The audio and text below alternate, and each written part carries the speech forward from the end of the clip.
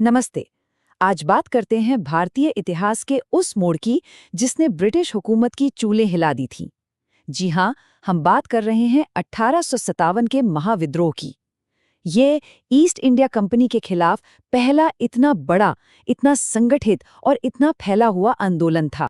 बड़ी दिलचस्प बात है कि एक ही घटना के कितने सारे नाम हैं, है ना? अंग्रेजों ने इसे कहा सिपाही विद्रोह या सिपॉय म्यूटिनी। वहीं हमारे राष्ट्रवादी इसे आज़ादी की पहली लड़ाई मानते हैं। और ये जो नामों का फर्क है ना, यही अपने आप में बताता है कि ये घटना कितनी कितनी बड़ी और अहमियत वाली रही होगी।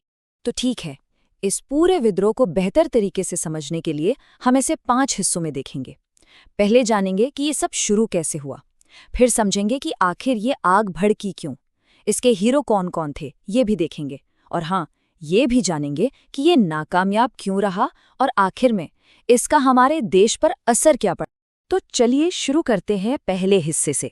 देखिए, 1857 की क्रांति को सिर्फ सिपाहियों का गुस्सा कह देना, ये बात अधूरी होगी।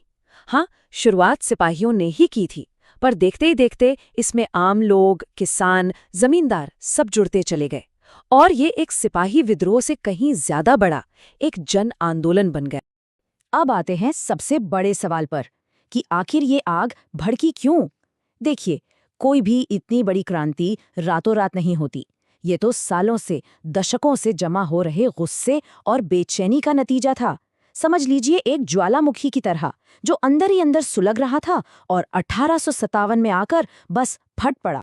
तो कारणों को एक एक करके देखते हैं। सबसे पहले राजनीतिक कारण।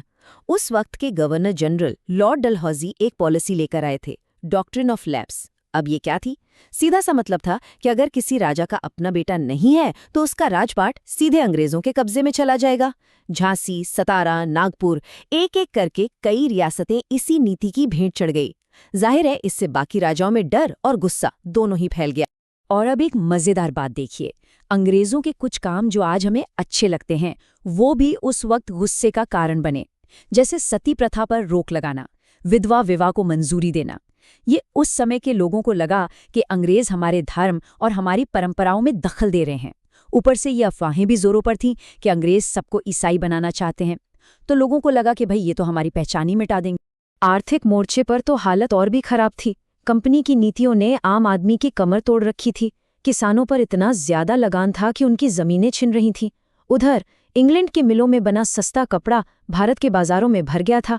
नतीजा, हमारे यहाँ के बुनकर, कारीगर सब बेरोजगार हो गए। मतलब हर तरफ से मार पड़ रही थी। और विडंबना देखिए, कंपनी का राज जिन भारतीय सिपाहियों के कंधे पर टिका था वही सबसे ज्यादा नाराज थे। सोचिए, कंपनी की सेना में लगभग 87% भारतीय सिपाही थे, लेकिन उनके साथ होता था सौतेला व्यवहार। तनख्वाह अंग्रेज सैनिकों से कम, प्रमोशन के मौके नहीं, और तो और उन्हें समुद्र पार लड़ने भेजा जाता था, जिसे उस समय कई लोग अपने धर्म के खिलाफ मानते थे। तो माहौल तो पहले से ही गरमाया हुआ था, बस एक चिंगारी की देर थी। और वो चिंगारी बनी नई एनफील्ड राइफल। हुआ ये कि अफवाह फैल गई कि इस राइफल के कारतूसों पर गाय और सुअर की चर्बी लगी है, और इन कारतूसों को राइफल में डालने से पहले दांत से काटना पड़ता था।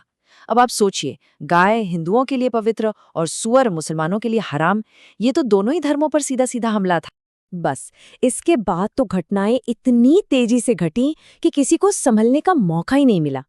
मार्च 1857 में बैरकपुर में मंगल पांडे ने इसका विरोध किया और उन्हें फांसी पर लटका दिया गया। फिर 9 मई को मेरठ में 85 सिपाहियों ने इन कारतूसों को छूने से भी मना कर दिया। और उसके ठीक अगले दिन 10 मई 1857 को मेरठ से विद्रोह की वो आग भड़की जिसने पूरे उत्तर भारत को अपनी चपेट में ले लिया। तो ये आग मेरठ से शुरू हुई, लेकिन रुकी नहीं।